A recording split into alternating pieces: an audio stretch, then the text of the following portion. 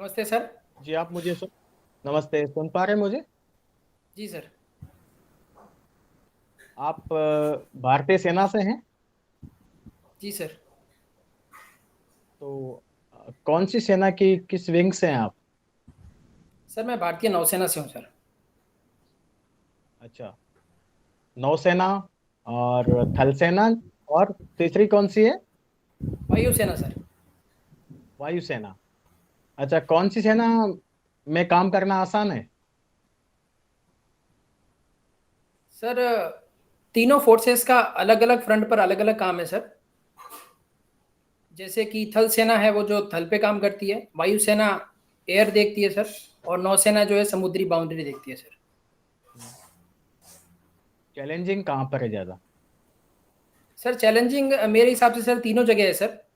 क्योंकि जैसे आर्मी को अगर लिया जाए तो आर्मी में सर डे टू डे जो इंसर्जेंसी होती रहती है, और उसमें जो मुस्तैदी से ड्यूटी करनी पड़ती है, तो जो भी पाकिस्तान से हमारा बॉर्डर है, चाइना से बॉर्डर है, इन्फिल्ट्रेशन होती रहती है, तो सर वो भी चैलेंजिंग है सर। एयरफोर्स की बात करें सर, एयरफोर्स जो है सर एयर बाउंड्री को कंट्रोल करता है सर। तो उसमें भी सर जो फाइटर पायलट्स हैं या जो ग्राउंड क्रू है, वो भी सर चैलेंजिंग है, क्योंकि एक छोटी सी मिस्टेक भी बहुत बड़ा हादसा बन सकती है। रही बात सर नेवी की, नेवी की सर मैरीटाइम जो बाउंड्री है सर, उसको सिक्योर करना है उसका काम। तो सर जितने भी शिप्स हैं उसमें भी सर पूरे बैलेंस होके काम करते हैं सारे डिपार्टमेंट्स। तो सर वो भी ठीक। मुझे लगता है कि चैलेंजिंग है सर। ओके, चलिए, आपने कहा कि घुसपैठ हो जाती है चाइना और पाकिस्तान से लगने वाली सीमा, यहाँ पर दोनों जगह, तो इसमें कोई समानता है आपस में? सर समानता तो नहीं कह सकते, जैसे कि अगर एलओसी को लें पाकिस्तान की साइड से, तो यहाँ सर अभी संघर्ष विराम चल रहा है सर। हम्म। और यहाँ पे अगर बात करें तो घुसपैठ होती है आतंकवादियों के रूप में सर। वो ओके। कोई ना कोई न, बहाना बनाकर और वो इन्फिल्ट्रेट करते हैं सर। और रही बात ओके। सर एलएसी की, चाइना की बॉर्डर की बात करें, यहाँ पे सर फेस ऑफ ज्यादा है इन्फिल्ट्रेशन से ज्यादा। एसओ के साथ स्टैंड ऑफ भी होता है, वो क्या है फिर? जी सर, स्टैंड ऑफ भी है सर। स्टैंड ऑफ वो होता है सर जो दोनों सेनाएं जो बाउंड्रीज हैं उस पर सर अपनी अपनी पोस्ट पर डटी रहती हैं, और ना वहां वाली बाउंड्री, वहां वाले जो चाइनीज हैं उनको आगे आने देते हैं, और ना जो हम हैं वो हमें आगे आने देते हैं सर। तो ये है स्टैंड ऑफ लास्ट का में मतलब। अभी जून में जो हुई थी घटना, वो कब हुई थी, याद है आपको? जी सर, ये पिछले साल 15 जून को हुई थी सर। 15 जून को। जी अच्छा। सर। किस एरिया में हुई थी? सर ये जो गलवान वैली है सर, इस एरिया में हुई थी। गालवान क्या है?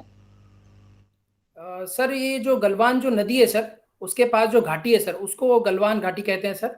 और वहीं पे फेस ऑफ था सर चाइनीज और इंडियन ट्रूप्स के साथ।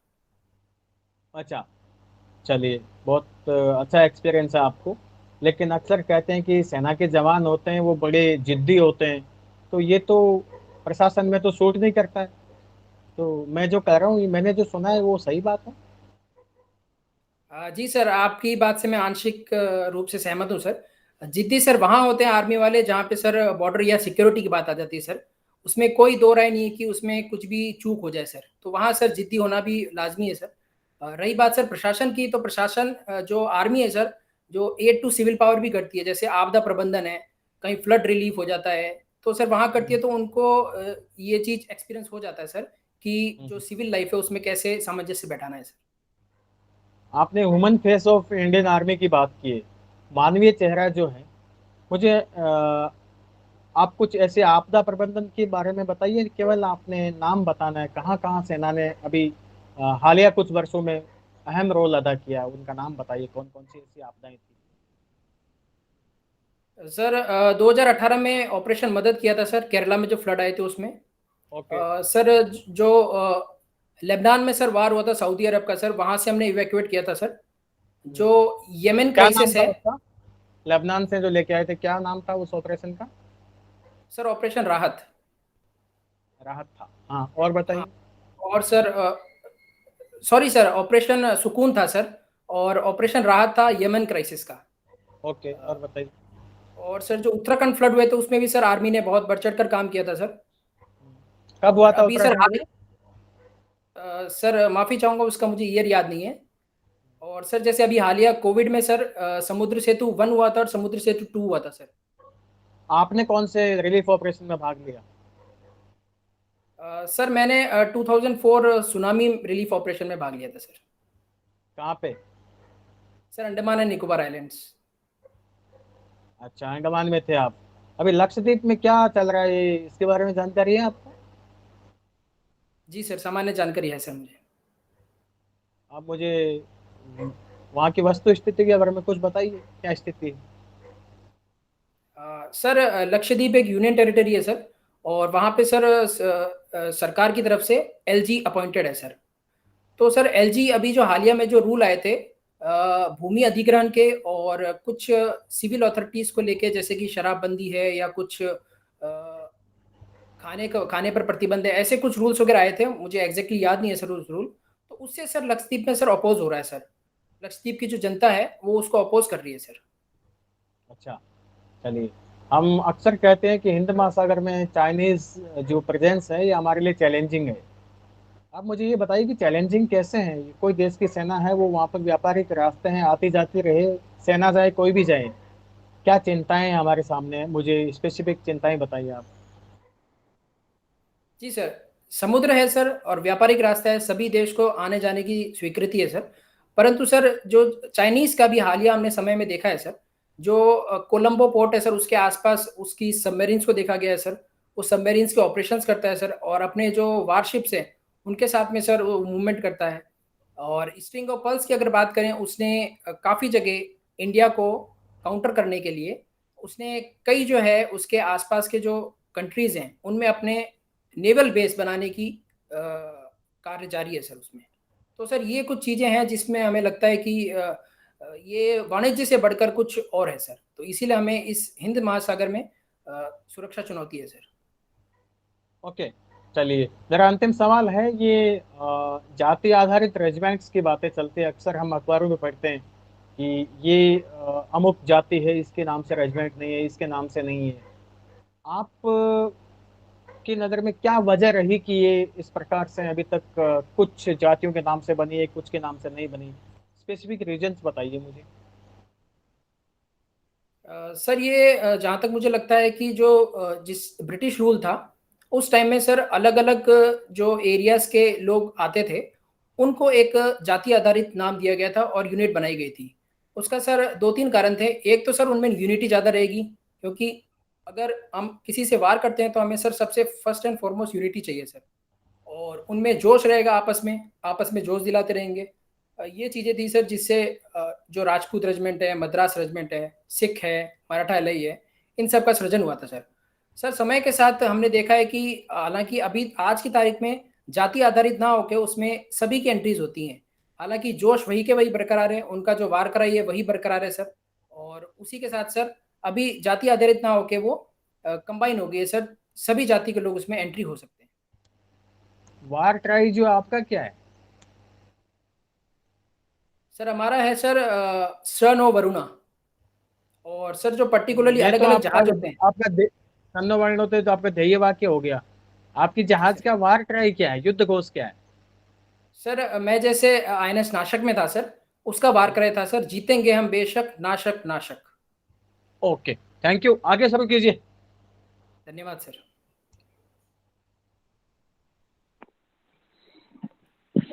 तो पूरन जी, आपकी शिक्षा के बारे में बताइए।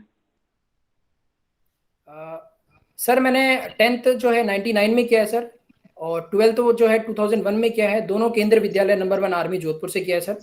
उसके बाद में सर मैं नेवी ज्वाइन करी थी मैंने। वहाँ रहते हुए सर मैंने बीएससी मैथ्स इग्नू से और एमसीए सिक्किम मणिपाल यूनिवर्सिटी से कंप्लीट किया है सर। 15 साल सर्विस करने के बाद, रिटायर होने के बाद मैंने 2018 में बीएड परस्यू किया है सर। तो आपने एमसीए तरफ जाने का विचार क्यों किया? जी सर। सर नेवी में रहते हुए सर मेरा प्राइमरी जॉब था क्लरिकल ड्यूटीज़, तो 6 ईयर्स मैंने क्लरिकल ड्यूटीज़ करी थी सर। उसके बाद में सर मेरा आईटी का कोर्स आया था सर, तो आईटी में मैंने 2 स्पेशलाइजेशन किए थे नेवी में रहते हुए। उसके बाद में मैंने सर इंस्ट्रक्टर ड्यूटीज़ करी थी, तो सर उसी में प्रोफिशिएंसी बढ़ाने के लिए मैंने एमसीए परस्यू करी सर। वर्तमान में आईटी रूल्स काफी चर्चा का विषय रहा है। क्या है ये आईटी रूल्स नए? जी सर, ये आईटी रूल सर अभी हाल ही इसी वर्ष आए सर 2021 में। ये है sir information technology intermediaries and digital media ethic codes. Sir इसमें ये कहा गया है कि जो भी इंटरमीडिएटरीज हैं सोशल मीडिया, जैसे कि ट्विटर हो गया, व्हाट्सएप हो गया, इन सब के ऊपर सर रेगुलरिटी होनी चाहिए। इन पे एक रेगुलर अथॉरिटी होनी चाहिए जो कि उनकी कंप्लेंट्स ले और उसकी अनुपालना करे, उसका 24 आवर्स में उसकी कंप्लेंट ले, 15 डेज में उसकी निवारण करे सर। तो ये कुछ रूल्स हैं सर बनाए गए हैं ताकि जो भ्रामक जो सूचना है वो ना फैले या कोई पोर्नोग्राफी है इसको बढ़ावा ना मिले। हाल ही में ट्विटर ने देश के आईटी मिनिस्टर का ही अकाउंट कुछ समय के लिए ब्लॉक कर दिया। तो इस घटना को आप किस प्रकार से देखते हैं? देश के आईटी मिनिस्टर का अकाउंट अगर किसी आईटी कंपनी से ब्लॉक हो जाता है तो एक आम यूजर के लिए तो ये बड़ी विडंबना की बात है। उसका तो कभी भी हो सकता है। जी सर, मुझे याद नहीं आ रहा कि आईटी मिनिस्टर का हुआ है सर। हाँ, कुछ हैं, वाइस प्रेसिडेंट का हुआ था सर, और जो संघ संचालक है उनके हैं, 2-3 के इनके अकाउंट टर्मिनेट हुए थे। ये आज की ही घटना है। हमारे आईटी मिनिस्टर का अकाउंट 1 घंटे के लिए ट्विटर ने ब्लॉक किया था। तो क्या ये ट्विटर और सरकार के बीच की कोई जंग है? सर इसको हम जंग के तौर पर नहीं ले सकते। हालांकि अभी ट्विटर की क्या ऑफेंसिव मोड में है सर वो हम नहीं कह सकते, परंतु सर ट्विटर ने कुछ गाइडलाइंस करी होंगी। और आईटी में सर ऐसा होता है कि कुछ रूल्स अप्लाई कर देते हैं, तो पर्टिकुलर जो अकाउंट्स वगैरह है सर वो अगर रूल फॉलो नहीं कर रहे हैं तो सर वो टर्मिनेट हो जाते हैं सर। तो मुझे लगता है कि ये जानबूझ के नहीं किया गया है। अच्छा, ठीक है। ट्विटर के लिए एक संदेश या न्यूज़पेपर में खबर थी कि इसको अब कानूनी प्रोटेक्शन इसका दर्जा जो समाप्त हो गया है। क्या ऐसा कर दिया ट्विटर ने कि इसको लो प्रोटेक्शन का दर्जा है वो खत्म हो गया है? जी सर, हाल ही का जो आईटी एक्ट आया था सर, ये सर 25 फरवरी 2021 को इम्प्लीमेंट के लिए उसको 3 महीने दिए गए थे सर। और 3 महीने का टाइम दिया गया था सभी अथॉरिटीज़ को इंटरमीडिएट्स के दर्जा बचाने के लिए। सर ट्विटर ने हालांकि 5 जून को नोटिस भी दिया था, उसके बाद भी उन्होंने फॉलो नहीं किया सर। हालांकि उनकी तरफ से ये जवाब है कि वो प्रोसेस में है, वो अथॉरिटी को है अपॉइंट कर रहे हैं, और कुछ ऐसी बातें थी सर। परंतु सर वो नहीं कर पाए, तो इसलिए सर जो इंटरमीडिएट का दर्जा है वो सर समाप्त कर दिया गया है। अभी शिक्षा ऑनलाइन माध्यम से हो रही है। बच्चों पे इसके क्या दुष्प्रभाव पड़ रहे हैं?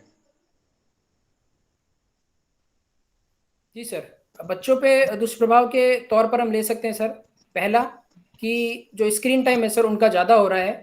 और सर वो जो ऑनलाइन क्लासेस में सर अकेले रहते हैं, तो सर उनको एक अकेले रहने की प्रवृत्ति डेवलप हो गई है सर। दूसरा सर उनकी आई आई में प्रॉब्लम्स वगैरह ये देखी गई हैं सर। और परिवार के साथ या जो स्कूल के जो पीयर ग्रुप थे उनके साथ में अगर जो खेलने की बातें होती हैं या जो बातचीत की बातें होती हैं, इससे नहीं सर वो सोशली डिस्कनेक्ट हो गया है सर। ये 3 चीज़ें मैं देखता हूँ कि बच्चों में प्रवृत्ति देखी गई है। अच्छा, आप बीएड कर रहे हैं। आपने एनईपी के बारे में सुना है? माफ़ी चाहूँगा सर, मैंने बीएड कंप्लीट कर ली है सर। यस सर, मैंने अच्छा, सुना है ठीक। एनईपी के बारे में। बताइए क्या है ये? सर ये नेशनल एजुकेशन पॉलिसी है, जो 3rd एजुकेशन पॉलिसी लाई गई है सर, उसका नाम है सर एनईपी। इसका प्राइमरी एजुकेशन में क्या चेंजेस है? क्या इसमें चेंजेस के प्रावधान है, उनके बारे में बता दीजिए। जी सर, प्राइमरी एजुकेशन में सर ऐसा कहा गया है, त्रिस्तरीय फॉर्मूला इसमें लागू होगा सर। जो लोकल लैंग्वेज है उसमें भी अप टू 5th क्लास तक, या किसी किसी स्कूल में 8th क्लास तक भी परस्यू कर सकते हैं सर। और सेकेंडरी लेवल का कुछ? हाँ सर, सेकेंडरी लेवल में जैसे देखा जाए कि जो प्रोफेशनल कोर्स की बात करिए सर, और उसके बाद सर मल्टीपल एग्जिट और मल्टीपल एंट्री स्कीम इसमें देखी गई है सर। क्या ये नीति बाध्यकारी है?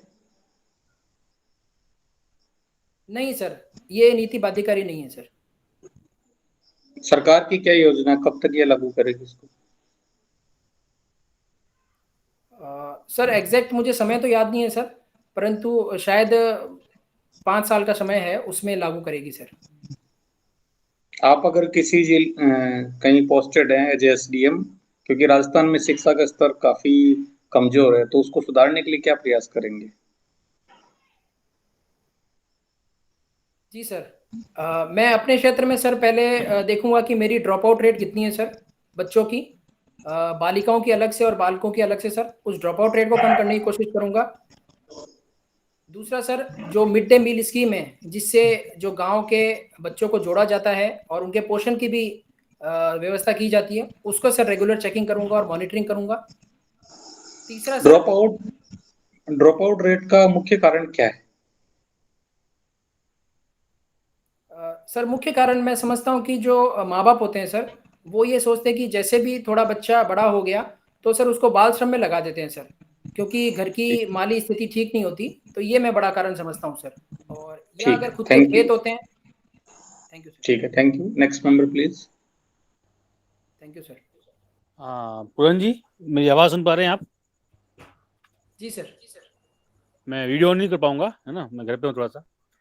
पूरन जी, जैसा मैं देख पा रहा हूँ कि आपकी हॉबी है रनिंग करना, है ना? जी सर। तो क्यों करते हैं रनिंग आप? क्या कारण रनिंग करने का आपका? सर रनिंग करने के सर दो कारण है। सर एक तो ये मुझे फिजिकली फिट रखता है सर, और सर मनीष दूसरा जी, सर आपकी पूरे दिन की ऊर्जा एक देता है। आवाज मनीष एक जी, और सवाल पूछने के बाद आप माइक ऑफ कर लीजिए। सर दूसरा सर, मुझे रनिंग करने से पूरे दिन की ऊर्जा मिलती है सर, पूरे दिन मुझे थकावट महसूस नहीं होती सर। अच्छा, तो मुझे बताइए कि ये जो आपकी हॉबी है रनिंग की, ये कब डेवलप हुई आपके अंदर? सर ये हॉबी मेरी डिफेंस में जाने के बाद डेवलप हुई सर। तो रनिंग के लिए, रनिंग कोई एथलीट या कोई इवेंट भी है क्या रनिंग का, या केवल एक आपकी हॉबी है? बिल्कुल सर, ये एथलीट इवेंट है सर। इसमें अलग अलग जो दूरी की प्रतिस्पर्धाएं होती हैं, 100 मीटर है, 200 metre, 400 metre, 1500 metre, 3000, 10 kilometre, 21 kilometre, 42 kilometre. तो आप मैराथन दौड़ते हैं ना? जी सर। तो ये मैराथन का जो आयोजन है, सबसे बड़ा आयोजन कहाँ होता है मैराथन का? सर माफ़ी चाहूँगा, सबसे बड़े आयोजन की मुझे जानकारी नहीं है। अगर आप परमिशन दे तो अनुमान लगाना चाहूँगा। नहीं, अनुमान आप रहने दीजिए। ओलंपिक में, जो ओलंपिक में जो मैराथन होती है, उसको सबसे बड़ा आयोजन मानते हैं मैराथन का। तो हाँ। हाल में हम देख रहे हैं कि ओलंपिक खेल के बारे में, और हाल ही में ओलंपिक डे भी गया था। तो कब जी मनाते हैं सर। Olympic day? सर ये 23 जून को बनाते हैं सर। और क्या कारण रहा है इसको बनाने का? अ, सर माफ़ी चाहूँगा, इसके कारणों का मुझे कर पाऊँ सर। चलिए, कोई बात नहीं। अच्छा, हम देखते हैं कि ओलंपिक में जो ओलंपिक का जो सिंबल है, वो सिंबल क्या है? आप मुझे बताइए। सर ओलंपिक का सिंबल सर 5 छल्ले हैं। तो क्या ये पांचों छल्ले का रंग एक समान है? नहीं सर, एक समान नहीं है सर। तो इन पांचों छल्लों का क्या मतलब है? सर ये 5 बड़े महाद्वीप को रिप्रेजेंट करता है। हाँ, बहुत अच्छी बात है, बहुत अच्छा बता रहे हैं आप। अच्छा, मुझे बताइए कि हम देखते हैं ओलंपिक में, पिछली बार भी जब हमने टीम भेजी थी, तो 123 जने हमने भेजे थे। 123 जने की टीम भेजी थी हमने, और हम कितने पदक लेके आए वहां से? सर माफ़ी चाहूँगा सर, जानकारी नहीं है इसकी। चलिए, कोई बात नहीं, हम वहां से केवल 2 पदक लेके आए थे। एक हम धन्यवाद पीवी सर। सिंधु जी के माध्यम से लाए थे, और एक हम दीपा मलिक के माध्यम से लेके आए थे। तो क्या कारण है कि इतना बड़ा देश होने के बावजूद भी, और इतनी संसाधन देने के बाद भी, हम इतनी बड़ी टीम भेजते हैं और 2 पदक 3 पदक लाते हैं, जबकि छोटे छोटे देश हैं, क्यूबा, वो एक जैसे देश भी 5-5 6 6 पदक ले आते हैं। तो क्या कारण है, ये पदकों का अंतर क्यों है? सर जो मुझे कारण समझ में आता है सर, वो ये है कि पहले से सर अभी हमें हमारा जो रिप्रेजेंटेशन है सर ओलंपिक में, वो बड़ा है सर। और सर धीरे धीरे हम इसे देख सकते हैं कि जो मेडल का जो तालिका है सर, उसमें इजाफा होगा सर। दूसरी बात सर, जो छोटे-छोटे कंट्रीज़ की आपने बात करी कि वो बड़े मेडल ले आते हैं सर, उनमें सर बहुत पहले से जो खेल के प्रति जो है जागरूकता है सर, और उनकी जो स्टेट बॉडी है सर वो सपोर्ट करती है सर। अभी हमने भी सपोर्ट करना शुरू किया है सर, और धीरे-धीरे बहुत सारे मेडल आने की संभावना है सर। चलिए, बहुत अच्छी बात है। आपको रनिंग करते हुए कितना टाइम हो गया? सर मेरे को लगभग 19 साल हो गए सर। तो मुझे बताइए कि 19 साल के दौरान कभी आपको ऐसा नहीं लगा कि अब मुझे भी देश के लिए दौड़ने का दौड़ूं, यहाँ पे मैं ऐसी प्रैक्टिस करूं ताकि मैं नेशनल लेवल पे या इंटरनेशनल लेवल पे मैं अपनी कंट्री को रिप्रेजेंट कर पाऊँ? कितना दौड़ते हैं आप? लंबी दौड़ कितनी दौड़ते हैं? सर मैंने फुल मैराथन भी दौड़ी है और हाफ मैराथन भी दौड़ी है सर। तो क्या आपको कभी ऐसा लगा नहीं कि मतलब मैं मैराथन में दौड़ने में अपनी कंट्री को रिप्रेजेंट करूं? जी सर, ज़रूर लगा था मुझे एक बार सर, मेरी इनिशियल डेज़ ऑफ सर्विस में। परंतु सर जो 12 किलोमीटर की प्रतिस्पर्धा हुई थी हमारी, जो इंटर कमांड चैंपियनशिप होती है सर, उसमें सर काफ़ी मेहनत करने के बाद भी मैं अच्छा परफ़ॉर्म नहीं कर पाया। तो सर मुझसे अच्छे भी धावक थे सर, उनका सिलेक्शन हुआ सर, और उन्होंने ज़रूर रिप्रेज़ेंट किया सर मिलिट्री वार गेम में सर। अच्छा, मुझे बताइए कि जो मैराथन है इसका वर्ल्ड रिकॉर्ड कितना टाइम क्या है इसका वर्ल्ड रिकॉर्ड का? सर ये ऑफिशियल रिकॉर्ड है सर, एलियूड किपचोगे के नाम पे, केन्या के खिलाड़ी हैं। 2 घंटे 1 मिनट और कुछ सेकंड्स का सर। चलिए, बहुत बढ़िया। अच्छा, आप मुझे बताइए कि राजस्थान के कोई खिलाड़ी आप याद कर पा रहे हैं जो लंबी दौड़ में या दौड़ में उन्होंने काफी नाम कमाया हो? जी सर, आर्मी से ही हैं, खेताराम जी हैं, बाड़मेर से। उन्होंने सर ओलंपिक 2016 में भी पार्टिसिपेट किया था सर, और उनका 2 घंटे 12 मिनट का रिकॉर्ड है सर, इंडिविजुअल रिकॉर्ड। बहुत अच्छी बात है। अच्छा, एक नाम मैंने कहीं पढ़ा था, बुधिया करके, बुधिया। क्या सुना है आपने? ये बुधिया नाम सुना है आपने? जी सर, सुना है। क्या जानते हैं आप इनके बारे में, बुधिया के बारे में? सर ये जो बुधिया है सर, एक बच्चा था 4 साल का, जिसने 4 साल की एज में उसने लगभग 48 मैराथन दौड़ी थी, और उनके जो कोच थे बिरंची नारायण, उन्होंने उन्हें ट्रेंड किया था।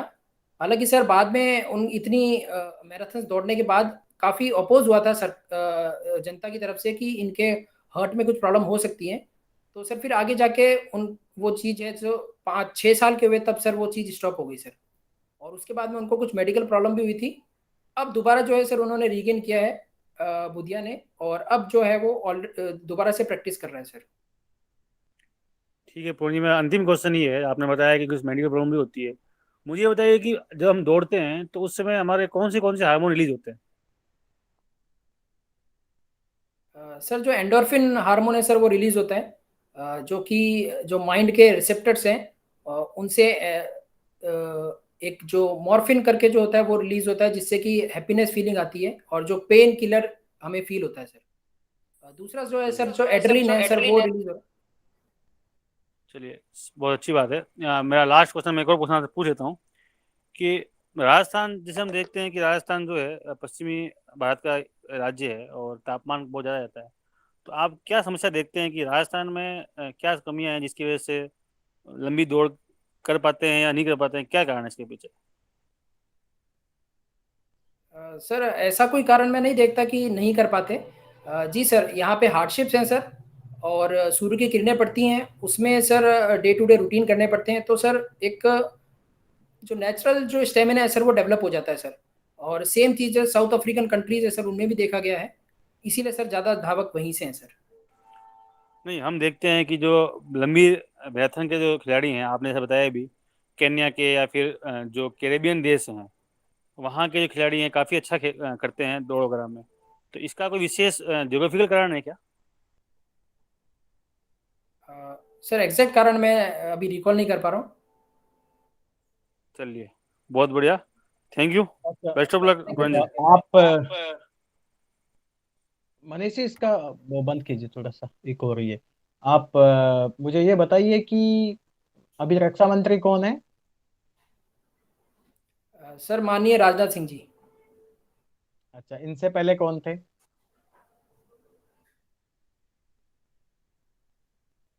सर इनसे पहले रक्षा मंत्री थी निर्मला सीतारमन जी। तो ये इनसे पहले कौन महिला रक्षा मंत्री रही हैं?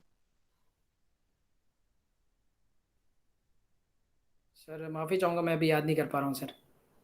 अच्छा, तो कौन से रक्षा मंत्री आपने देखे होंगे, इतने रक्षा मंत्री आपके कार्यकाल के दौरान सत्ता में जो राजनीतिक दल है उनके रहे हैं। मैं दल विशेष की बात नहीं करूंगा, मुझे ये बताइए कि कौन से रक्षा मंत्री है वो आपको सबसे अच्छे लगे।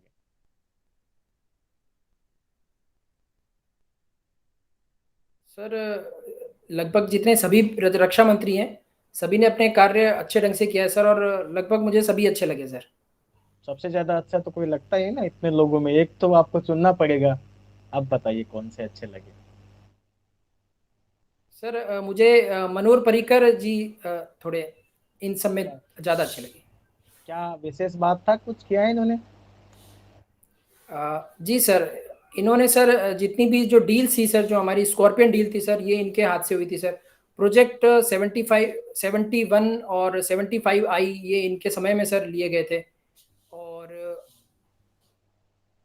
ठीक है, मुझे ये बताइए, सर अंतिम मैं इतने सवाल याद है। करूँगा। ऐसे कोई रक्षा मंत्री भी रहे हैं क्या हमारे देश में, जो प्रधानमंत्री भी और रक्षा मंत्रालय भी संभाल रहे हैं? ऐसा भी कभी हुआ है क्या? ऐसे कौन कौन से प्रधानमंत्री रहे हैं, आपने सुना होगा कभी?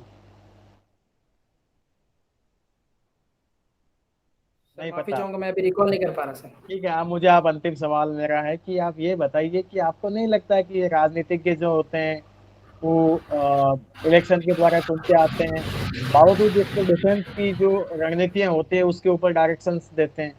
तो ये नहीं लगता कि इनको जब जमीनी हकीकत का पता ही नहीं है, कैसे लड़ाई लड़नी है, फिर भी आपको कहेंगे कि नहीं नहीं ऐसे करना है वैसे करना है? तो सेना कभी असहजता महसूस नहीं करती कि वास्तव में इनको कुछ जानकारी नहीं है, बावजूद इसके हमें ये रेगुलेट करते हैं? तो क्या दैनिक जी कार्य में हस्तक्षेप में आपको लगता है कि ऐसा नहीं होना चाहिए या फिर होना चाहिए? सर मुझे नहीं लगता कि दैनिक जो कार्य होते हैं जो डिफेंस के, उसमें हस्तक्षेप करते हैं रक्षा मंत्री। हाँ, तीनों जो चीफ्स हैं, या अभी हालिया में जो पद सृजित किया गया सीडीएस का, ये जो सर पॉइंट्स अगर जो पुटअप करते हैं, और सरकार की तरफ से जो भी पॉइंट्स होते हैं, मान लीजिए आर्थिक कुछ उसकी बात है, या कुछ सरकारी प्रयोजन की बात है, आगे क्या करना है क्या नहीं करना है, उस पॉइंट में अपना डिसीजन देते हैं सर। बाकी हस्तक्षेप की बात सर, मुझे नहीं लगता कि हस्तक्षेप की बात होती है। हाँ, तीनों चीफ और सीडीएस जो भी इम्प्लीमेंट करते हैं, जो भी पॉइंट ग्राउंड लेवल की चीज़ें बताते हैं सर, वो उन्हें इम्प्लीमेंट करेंगे सर। चलिए, okay, thank you.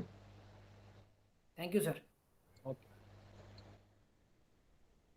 Mahavir ji, बंद कर दीजिए रिकॉर्डिंग बेशक आप। मूल सा बताइए आप। सर पहले तो मैं आप